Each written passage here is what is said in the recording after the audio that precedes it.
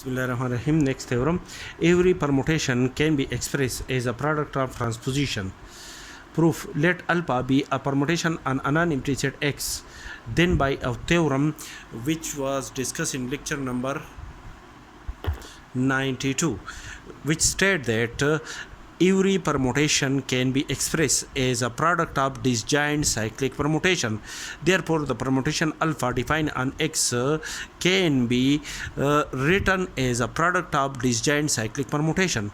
And by another theorem which was discussed in lecture number 101, which state that every cyclic permutation can be expressed as a product of transposition.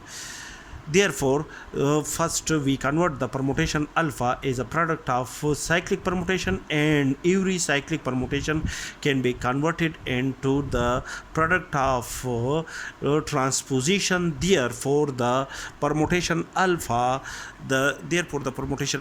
can be expressed as a product of transposition, which is our required result.